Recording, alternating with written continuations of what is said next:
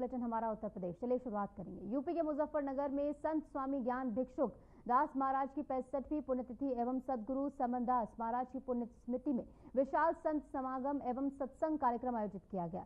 इस कार्यक्रम में सीएम योगी आदित्यनाथ भी शामिल हुए। सोशल मीडिया पर सीएम योगी ने पोस्ट साझा कर लिखा कि ज्येष्ठ पूर्णिमा के अवसर पर आज संत स्वामी ज्ञान भिक्षुक दास जी महाराज की 65वीं पुण्यतिथि और इसी के साथ अखिल भारतीय संत शिरोमणि सत्संग रविदास मिशन के संस्थापक अध्यक्ष सदगुरु समनदास जी महाराज की पुण्य स्मृति के अवसर पर सनातन धर्म परंपरा के पौराणिक तीर्थ शुक तीर्थ मुजफ्फरनगर में आयोजित विशाल संत समागम और पावन सत्संग में सहभाग का सौभाग्य प्राप्त हुआ। वहीं मंच से मौके पर सीएम योगी आदित्यनाथ ने कुछ बातें कही हैं, सुनिए।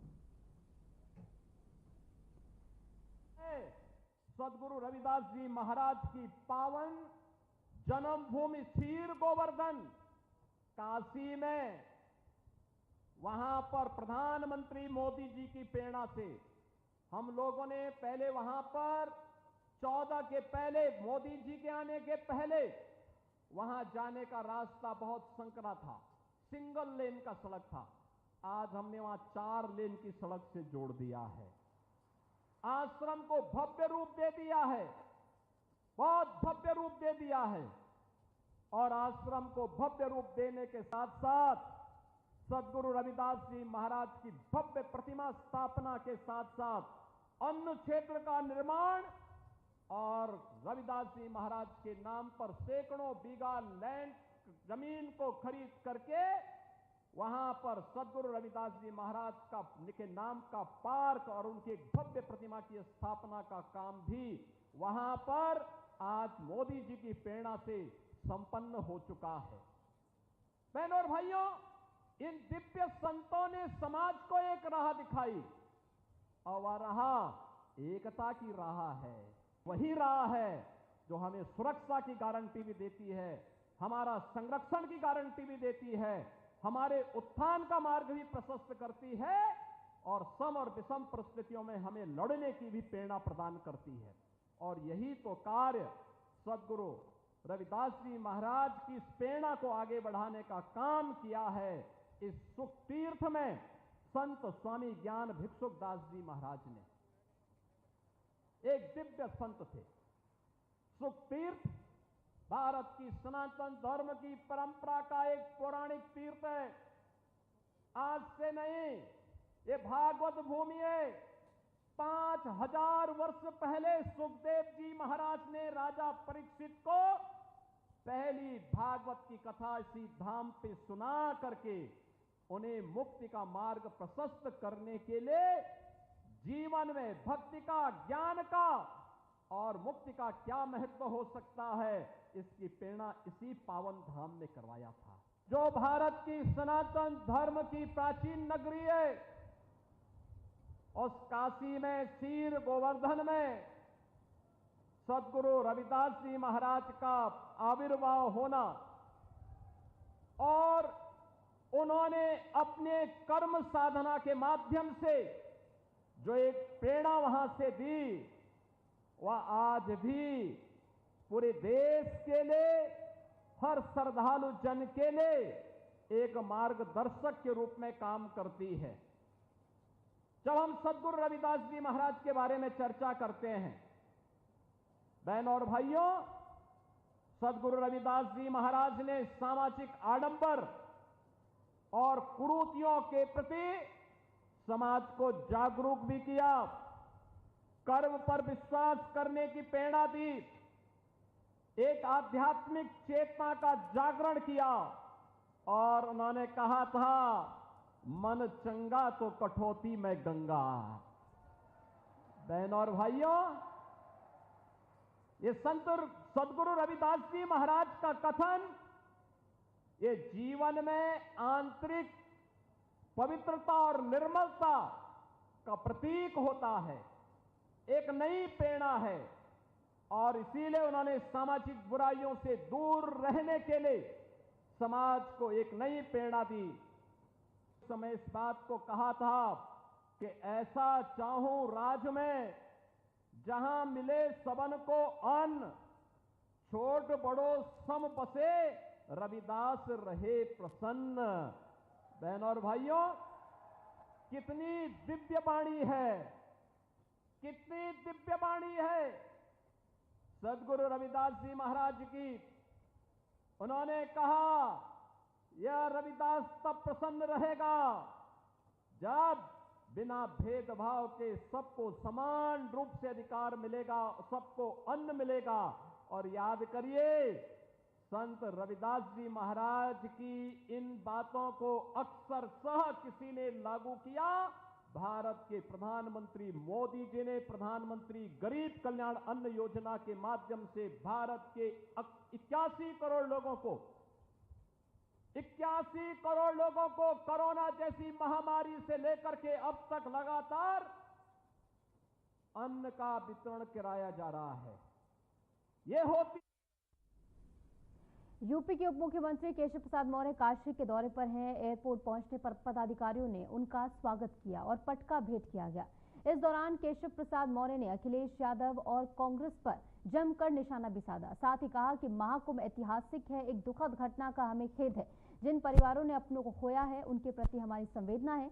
पीएम सीएम दुख जता चुके हैं। अब हम सिर्फ हथियार खरीदते नहीं हैं, बेचते भी हैं। वो युग समाप्त हो गया है जब योजनाओं के नाम पर लोगों की तिजोरी भरी जाती थी, और अब ये सच्चा राम राज्य है। यही नहीं हो पाएगा, यही नहीं हो सकता, और अब हम इससे बाहर निकल चुके हैं। नौजवान हो, महिलाओं के सशक्तिकरण से जुड़ा हुआ विषय, हर क्षेत्र में भारत ने प्रगति किया है। अर्थव्यवस्था हमारी दुनिया में डंका बजा रही है। सामरिक दृष्टि से हम विश्व की महाशक्ति बन चुके हैं। भारत निरंतर प्रगति के पथ पर आगे है और आगे रहेगा, और भारत को आगे बढ़ने से कोई रोक नहीं सकता। आप लोकल में 13 साल पे सवाल आपसे कह रहा हूँ, कर लीजिए आप आज। और इस बीच एक बड़ी खबर आ रही है लखनऊ से। आपको बता दें, भाजपा अल्पसंख्यक मोर्चा कार्यक्रम करेगा, ये जानकारी सामने आई है। अल्पसंख्यकों का पैगाम, मोदी के साथ मुसलमान। कल ये अल्पसंख्यकों पर बीजेपी का बड़ा सम्मेलन होने वाला है। सम्मेलन में कई वरिष्ठ नेता शामिल होने वाले हैं। आपको बता दें, भूपेंद्र चौधरी से लेकर ब्रजेश पाठक, केशव प्रसाद मौर्य इसमें शामिल होंगे। मुख्तार अब्बास नकवी, दानिश आजाद भी इसमें शामिल होंगे बताया जा रहा है। अटल बिहारी वाजपेयी कन्वेंशन सेंटर में ये कार्यक्रम होगा। और अल्पसंख्यकों का पैगाम, मोदी के साथ मुसलमान, इसकी टैगलाइन रखी गई है। और मुख्तार अब्बास अंसारी से लेकर तमाम वरिष्ठ नेता इस सम्मेलन में शामिल होने के लिए पहुंचे के दौरान डिप्टी सीएम भी इसमें मौजूद रहे, केशव प्रसाद मौर्य, और इसी के साथ ब्रजेश पाठक पहुंचेंगे। इसमें अल्पसंख्यकों को लेकर जो ये सम्मेलन होने वाला है, इसके जरिए बीजेपी अपने आप को और ज्यादा मजबूत करती हुई यहाँ पर नजर आएगी। और लखनऊ में इस कार्यक्रम का आयोजन होगा, और इसका एक पोस्टर भी जारी किया गया है जिसमें आप देख सकते हैं तमाम वरिष्ठ नेता आपको इसमें नजर आ रहे हैं।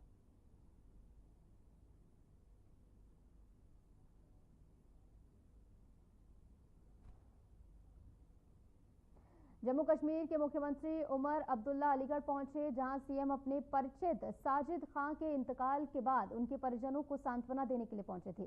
सीएम उमर अब्दुल्ला ने उनके घर वालों के साथ दुख बांटा और उनकी कब्र पर फातिहा भी पढ़ने गए। बता दें कि वह पहली मर्तबा अलीगढ़ आए हैं। वहीं इस दौरान मीडिया के सामने मुख्यमंत्री ने कहा कि दुनिया का सबसे ऊंचा चिनाब रेलवे ओवरब्रिज है, वह कायम रहे, यही दुआ है। मोदी सरकार के 11 साल कार्यकाल होने के सवाल का भी उन्होंने जवाब दिया। लोगों ने वोट दिए, 2 बार लगातार जो है रीइलेक्ट हुए हैं। अब देखें इस टर्म में कितना होता है। टूरिज्म को तो धक्का पहुंचा है, इससे कोई इनकार नहीं कर सकता, लेकिन कोशिश हमारी है कि आहिस्ता आहिस्ता ठीक हो जाए।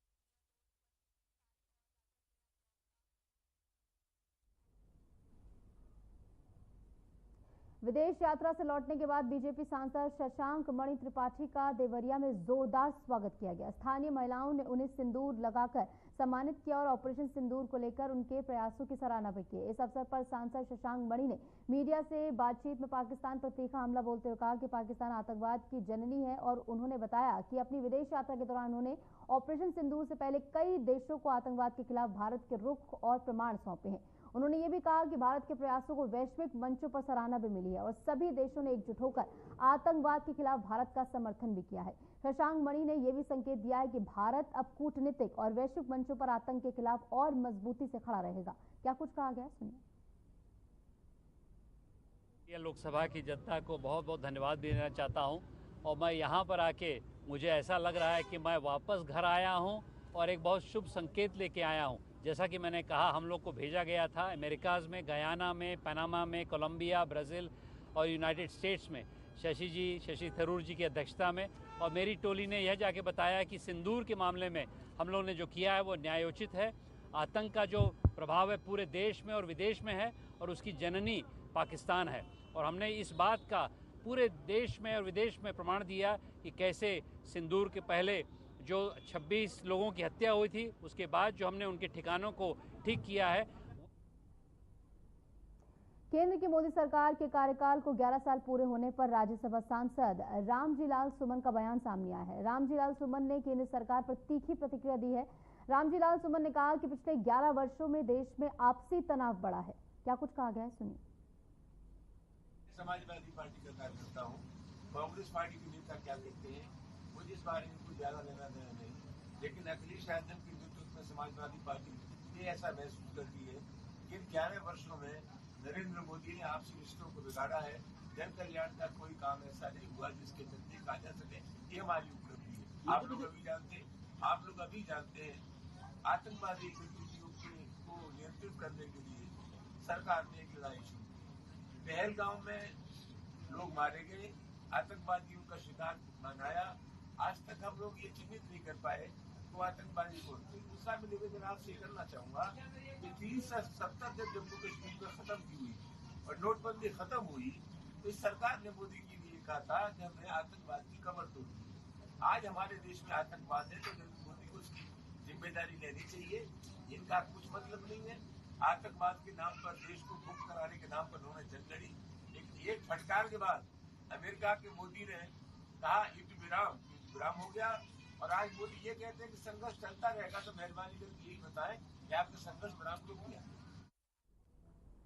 नगर निगम आगरा की गाड़ियों में डाले जाने वाले तेल को लेकर भ्रष्टाचार के आरोप सामने आए हैं। आपको बता दें कि बसपा पार्षद ने निगम के अधिकारियों और कर्मचारियों पर तेल आपूर्ति में बड़ा फर्जीवाड़ा करने का गंभीर आरोप लगाया है। पार्षद का दावा है कि नगर निगम की गाड़ियों के लिए हाथरस से तेल मंगवाया जा रहा है, जबकि इसके लिए स्थानीय रिफाइनरी को पूरी तरह नजरअंदाज किया जा रहा है। उन्होंने इसे एक सुनियोजित घोटाला बताया है जिसमें सरकारी धन की भारी हेराफेरी की जा रही है। इस मामले को लेकर जब नगर निगम के मेयर से सवाल किया गया तो उन्होंने कहा कि 2 दिन पहले ही मामला संज्ञान में आया है, जांच कराई जाएगी और दोषियों के खिलाफ सख्त कार्रवाई की जाएगी, ये कहा गया है। स्थानीय जनता और पार्षदों ने मामले की उच्च स्तरीय जांच करने की मांग भी की है। तो वहीं नगर निगम प्रशासन अब बचाव की मुद्रा में नजर आ रहा है।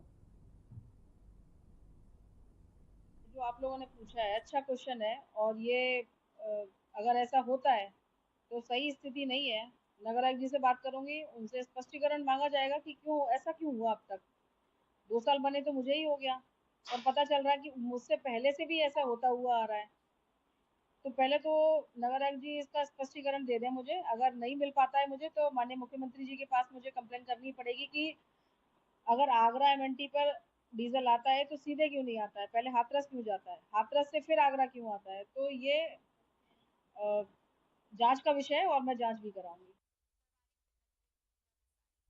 सूबे की राजधानी लखनऊ में संविधान बचाओ सम्मेलन का आयोजन शहर कांग्रेस कमेटी द्वारा किया गया। सम्मेलन में भारी संख्या में कांग्रेस कार्यकर्ता और पदाधिकारी शामिल होने के लिए पहुंचे। सम्मेलन का उद्देश्य संविधान की रक्षा, लोकतांत्रिक मूल्यों के संरक्षण और आम जनता को संवैधानिक अधिकारों के प्रति जागरूक करना रहा।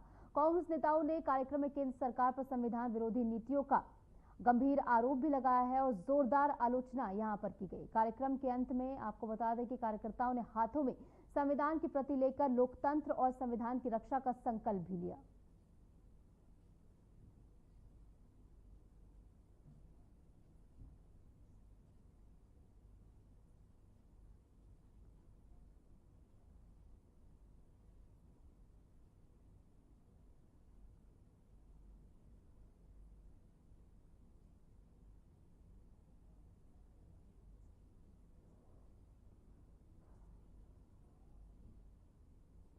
और इस बीच एक बड़ी खबर आपको बता दें नोएडा से, जहां गर्मी से लोगों की परेशानी बढ़ गई है। दिल्ली एनसीआर में ऑरेंज अलर्ट जारी किया गया है। गर्मी से जिला अस्पताल में मरीजों की संख्या में भी इजाफा हुआ है। नोएडा में दोपहर तक हाई लेवल पर तापमान जो है पहुंचता है। तेज लू के कारण इलाज के लिए अस्पताल बच्चे पहुंच रहे हैं। बच्चों और बड़ों को उल्टी और बुखार की शिकायत भी देखने को मिल रही है। घर से बेवजह ना निकले, ये डिप्टी सीएमओ की ओर से कहा गया, यानी एडवाइजरी लगातार जारी की जा रही है। लोगों को तमाम एहतियात बरतने के लिए कहा जा रहा है कि दिन के समय घर से बाहर ना निकले, क्योंकि जिस तरीके से गर्मी का प्रकोप इस समय देखने को मिल रहा है, दिन के समय सबसे ज्यादा गर्मी हो रही है। और हाल कुछ ऐसा है कि लोग घर से बाहर निकलने में भी कतरा रहे हैं। लेकिन जिन लोगों को काम से बाहर जाना पड़ता है, उनके लिए यही एडवाइजरी जारी की जा रही है कि खुद को हाइड्रेटेड रखें, छांव में ज़्यादा से ज़्यादा पनाह लें और खुद पेय पदार्थ का सेवन जो है वो करते रहें। तमाम तरीके की एडवाइजरी जो है जारी की जा रही है। इस बीच अस्पतालों में भी मरीजों की संख्या में इजाफा हुआ है। उल्टी और इसी के साथ जो बढ़ी है वो पिछले एक हफ्ते से बढ़ी है, लेकिन गर्मी के रिगार्डिंग हीट वेव के रिगार्डिंग जो हमारी तैयारी है वो अभी तक नहीं है। वो तो मार्च के महीने से स्टार्ट है। मार्च के महीने में भी हमने ये 24 मार्च की बात कर रहा हूँ मैं, 24 मार्च में डीएम साहब की अध्यक्षता में हमने हीट के रिगार्डिंग पूरा मीटिंग किया था। वन हेल्थ अप्रोच के रिगार्डिंग जितने भी डिपार्टमेंट है सबसे मिलकर एक मीटिंग की थी। ये आपका नोएडा हाट में वो मीटिंग हुई थी। उसके बाद सभी सीएससी, पीएससी और जिला अस्पताल में हीट के रिगार्डिंग जो बेड रेडी करे जाते हैं वो भी किया गया। एक कोल्ड रूम बनाया जाता है, और हीट के रिगार्डिंग जो मेडिसिन होती है, बेसिकली जो हीट के रिगार्डिंग मेडिसिन होती है उसमें डिहाइड्रेशन वाली मेडिसिन जो है बहुत वैल्यू करती है। फ्लूइड्स वगैरह जो भी होते हैं वो सब चीजें। कानपुर की गंगा नदी में अब अत्याधुनिक तकनीक से लैस न्यूजीलैंड निर्मित बोट से कमिश्नरेट पुलिस गश्त करेगी। इस नई पहल का उद्देश्य अवैध गतिविधियों पर प्रभावी नियंत्रण और आपात स्थिति में त्वरित कार्रवाई सुनिश्चित करना है। अटल घाट पर तैनात इस हाई डेंसिटी पॉलीथिलीन यानी HDPE बोट को विशेष रूप से पानी में रेस्क्यू ऑपरेशन, बाढ़ राहत कार्य और अवैध फिशिंग और बालू खनन पर निगरानी के लिए डिजाइन किया गया है। ये बोट खराब मौसम और तेज बहाव में भी स्थिर रहकर काम करने में सक्षम है।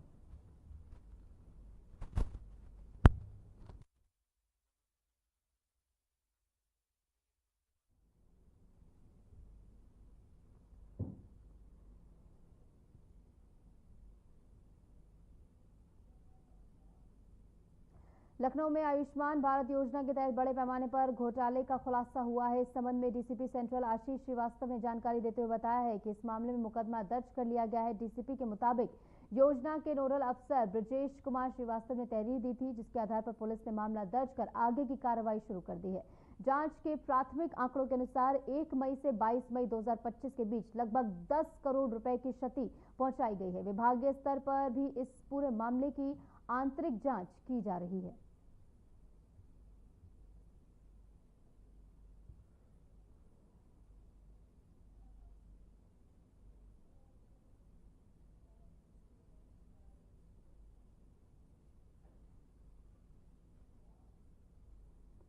थाना गढ़ीपुख्ता क्षेत्र में स्थित एक पुराने मंदिर के पुनर्निर्माण को लेकर स्थानीय लोगों ने जोरदार प्रदर्शन किया है। मंदिर समिति का कहना है कि वह इस धार्मिक स्थल का पुनर्निर्माण कराना चाहते हैं, लेकिन एक मकान मालिक की दबंगई के चलते काम रुका हुआ है।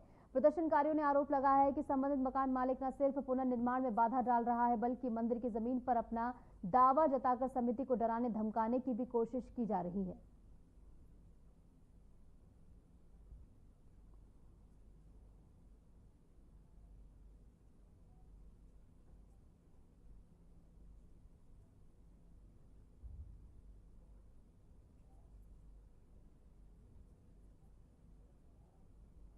तो चलिए अब आपको सुनाएंगे भारत के निर्माण की गाथा। जी हां, केंद्र की मोदी सरकार के 11 साल पूरे होने पर बीजेपी पूरे देश में जश्न मना रही है। पार्टी मीडिया से बातचीत करके जनता तक मोदी सरकार की उपलब्धियों को पहुंचाने का काम किया जा रहा है। इसी क्रम में देश के सबसे बड़े सूबे यानी उत्तर प्रदेश की राजधानी लखनऊ में मुख्यमंत्री योगी आदित्यनाथ के नेतृत्व में प्रेस कॉन्फ्रेंस का आयोजन किया गया था और इस दौरान सीएम योगी आदित्यनाथ ने जमकर प्रधानमंत्री नरेंद्र मोदी के कार्यकाल की तारीफ की है। रिपोर्ट देखिए।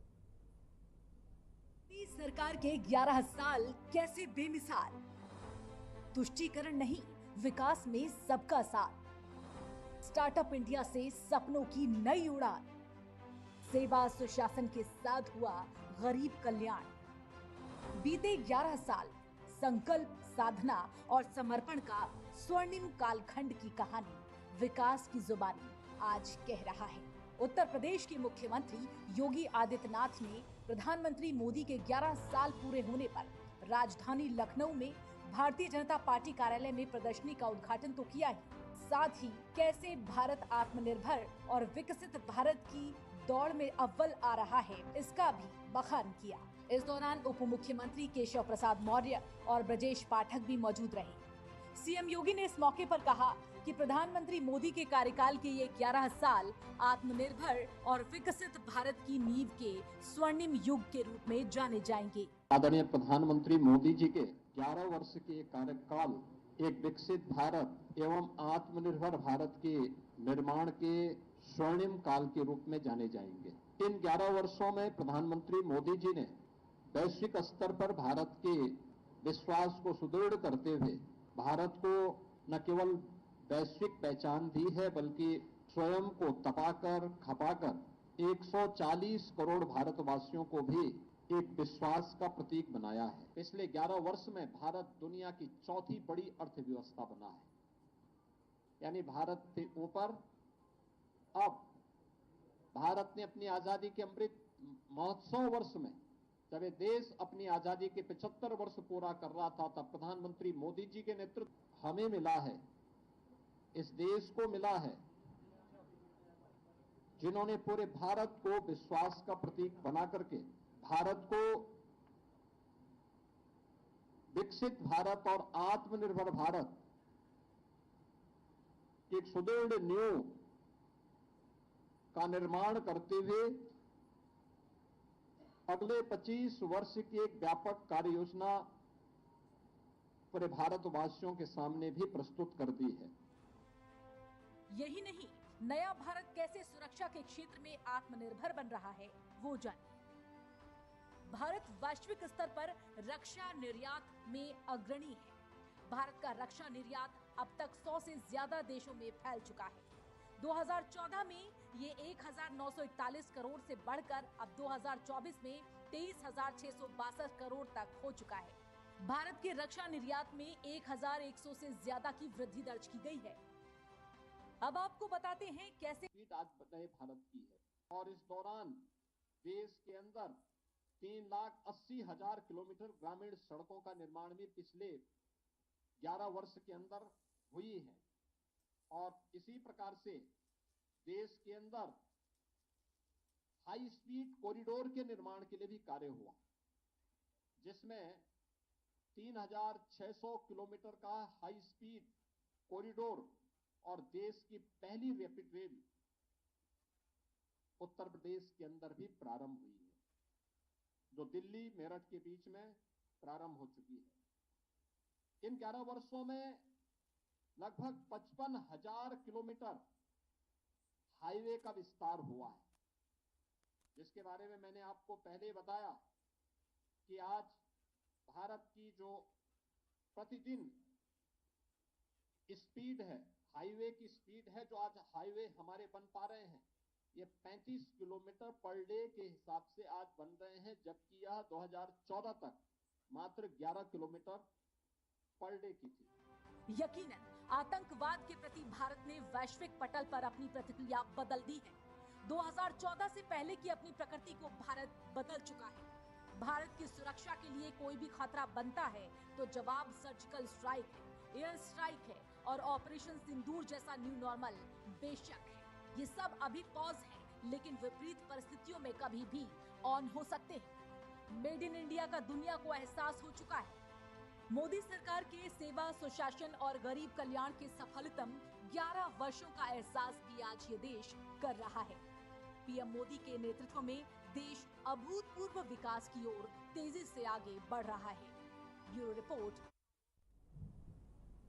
और फिलहाल के इस बुलेटिन में इतना ही। नमस्कार।